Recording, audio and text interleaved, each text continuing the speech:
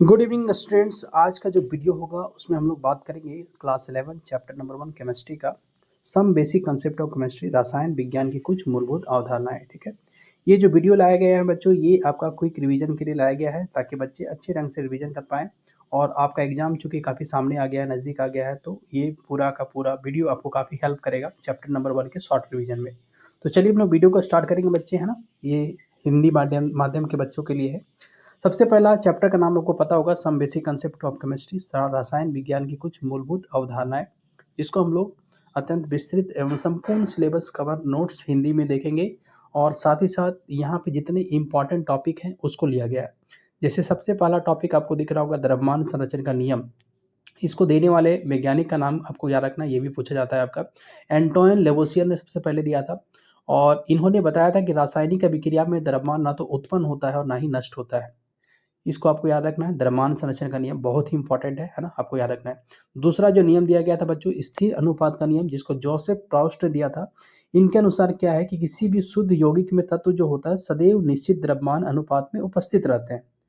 स्थिर अनुपात का नियम कहलाता है। ठीक है, कोई भी शुद्ध यौगिक होगा, जैसे वाटर है तो वाटर में H2O जो होता है, H2O में आपको पता होगा हाइड्रोजन 2 पार्ट होता है और ऑक्सीजन जो होता है 1 पार्ट होता है। 2:1 बाय वॉल्यूम होता है। अगर बाय द्रव्यमान बात करेंगे तो 1:8 होता है। उसी तरह से तीसरा जो नियम है, बहुगुणन अनुपात का नियम, ये भी है, बहुत बार आपके एग्जाम में आया गया है, जिसको इंग्लिश में अगर बोले हम लोग तो लॉ ऑफ मल्टीपल प्रोपोर्शन बोलते हैं, जिसको जॉन डाल्टन ने दिया था। इनके अनुसार क्या है कि जब दो तत्व एक से अधिक यौगिक बनाते हैं तो एक तत्व के निश्चित द्रव्यमान के साथ संयोजित दूसरे तत्व के द्रव्यमान छोटे पूर्णांकों के अनुपात में होते हैं। जैसे अगर बात करें तो CO और CO2 में यहाँ पे आप देखिएगा तो कार्बन का जो मात्रा है, कार्बन का जो द्रव्यमान है वो 12 ग्राम है। दोनों ही जगह पे 12 ग्राम कार्बन के साथ ऑक्सीजन का द्रव्यमान जो है वो अलग अलग है। एक जगह कार्बन मोनोऑक्साइड में देखेंगे तो 16 ग्राम है, चूंकि एक ऑक्सीजन के परमाणु है, जबकि दूसरे में CO2 में देखेंगे तो ऑक्सीजन 2 है, यानी 32 ग्राम। तो अगर हम लोग को हमेशा याद रखना है कि बहुगुणन अनुपात के नियम में जो भी हम लोग निकालते हैं वो जिसका द्रव्यमान अलग हो, है ना, निश्चित नहीं हो, अनिश्चित वाले का निकालेंगे तो उसका रेशियो जो अनुपात जो होगा वो हमेशा सरल रेशियो में आएगा। उस चीज़ को ये बताया गया था। जैसे यहाँ पे 16 ग्राम और 32 ग्राम का जब अनुपात अब निकालेगा तो 1:2 आएगा। नेक्स्ट नियम गे लुसेक्स का आयतन नियम है ना। इस नियम को आपको किसने दिया था, तो ये साइंटिस्ट के नाम से ही है, जोसेफ लुइस गे लुसेक्स नाम से। इनके अनुसार क्या है बच्चों, समान ताप और दाब पर अभिक्रिया करने वाली गैसों के आयतन तथा बनने वाली गैसों के आयतन जो होंगे वो सरल पूर्णांक अनुपात में होते हैं। जैसे 2 मोल ऑफ H2 अगर 1 मोल ऑक्सीजन के साथ कंबाइन करता है तो ये 2 मोल H2O बनाता है। तो यहाँ पे बच्चों क्या है, हाइड्रोजन गैस में होता है, ऑक्सीजन भी गैस में होता है और यहाँ वाटर भी जो होता है ये मान के चलना है कि गैस में होता है। तो तीनों का अनुपात जब हम लोग देखेंगे तो यहाँ पे 2 मोल हाइड्रोजन, 1 मोल ऑक्सीजन और यहाँ पे बनने वाला जो क्वांटिटी वाटर है वो भी 2 मोल का है। तो इसीलिए आयतन का अनुपात हो जाएगा 2:1:2। ठीक है। नेक्स्ट नियम का अगर बात करें एवोगाड्रो का नियम, तो इस नियम के अनुसार जो होता है, क्या होता है, समान ताप और दाब पर सभी गैसों के समान आयतन में अणुओं की संख्या समान होती है। इस चीज़ को आपको याद रखना है, ये क्वेश्चन बहुत बार आपके एग्जाम में आया हुआ है। एवोगाड्रो का नियम है ना, समान ताप और दाब पर सभी गैसों के समान आयतन में अणुओं की संख्या समान होती है। इसी से जुड़ा हुआ एक बर्जेलियस का नियम है ना, जिसमें वहाँ पे याद रखना है अणुओं की जगह परमाणुओं की संख्या के बारे में बात करते हैं। नेक्स्ट नियम डाल्टन का परमाणु सिद्धांत है, ये भी बहुत बार आपके एग्जाम में पूछा गया है।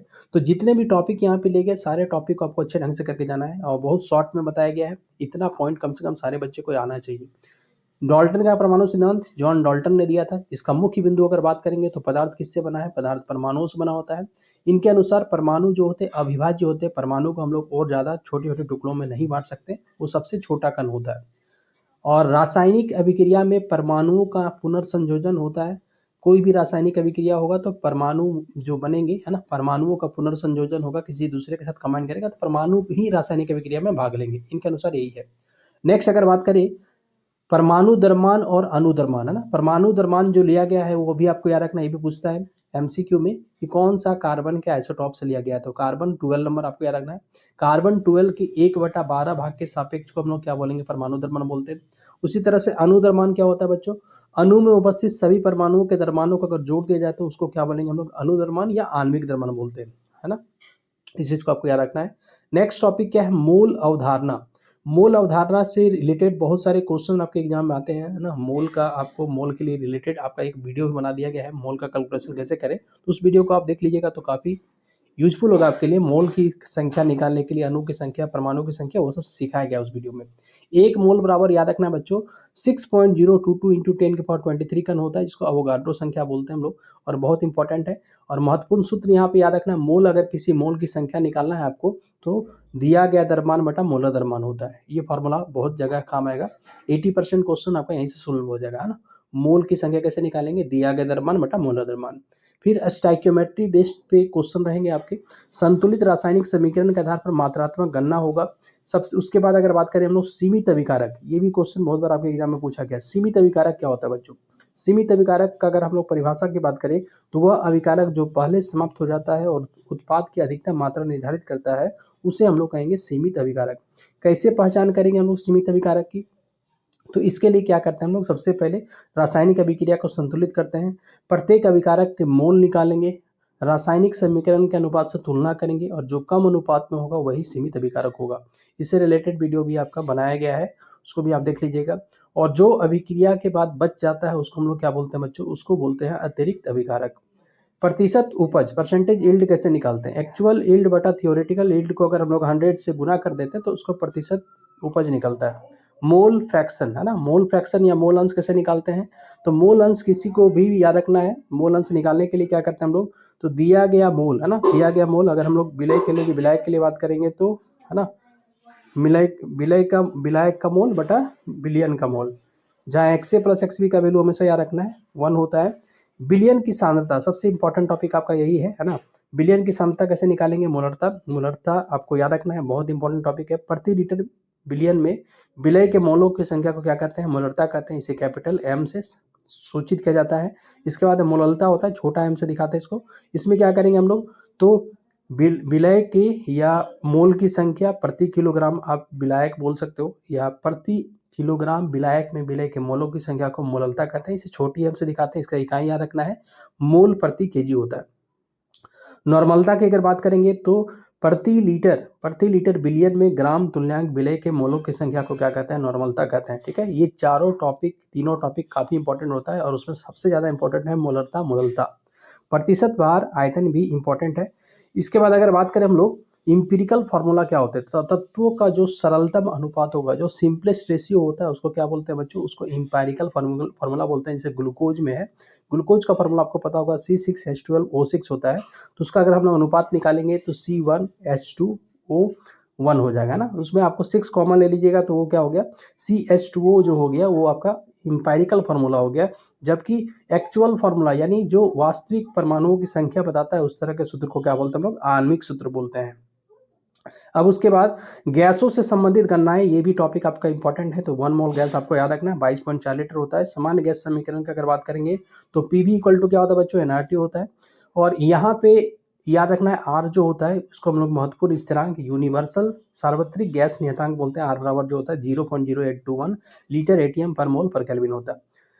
द्रव्यमान प्रतिशत का अगर बात करें, किसी का अगर द्रव्यमान प्रतिशत निकालना है बच्चों तो क्या करना है? जिसका द्रव्यमान प्रतिशत निकालना है उस तत्व का द्रव्यमान ऊपर होगा बटा कुल द्रव्यमान या मोल द्रव्यमान गुना 100। जैसे अगर मान लीजिए कार्बन डाइऑक्साइड पे कार्बन का निकालना है तो कार्बन कितना है? 12 ग्राम, तो 12 ग्राम ऊपर चल जाएगा बटा कार्बन डाइऑक्साइड का द्रव्यमान, जिसको हम लोग आप बोल सकते हैं मोलर द्रव्यमान बोल सकते हो ना।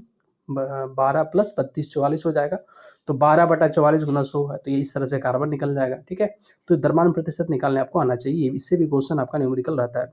अगर हम लोग इस चैप्टर का बात करें, इस अध्याय का सबसे महत्वपूर्ण टॉपिक जिस पे आपको कुछ खास फोकस करना है, तो मोल आधारित प्रश्न, है ना, मोल पे बेस्ड बहुत सारे आपके क्वेश्चंस, या मोल वाला जो वीडियो है उसको देख लीजिएगा। लिमिटिंग रिएजेंट, मोल अंश, गैस का नियम, और आपका इंपीरिकल और मॉलिक्यूलर फार्मूला, और स्टोइकियोमेट्री, ये जो आपके टोटल 6 टॉपिक है, इस 6 टॉपिक को आपको जरूर पढ़ के जाना है बच्चों, है ना। इससे जरूर क्वेश्चंस रहेंगे। तो आज के लिए बस इतना ही बात करेंगे। इतने बच्चे, अगर ये वीडियो आपको अच्छा लगा है तो लाइक करना है, कमेंट करना है, शेयर करना है। Thank you, thanks for watching, have a good day, goodbye सारे बच्चों को।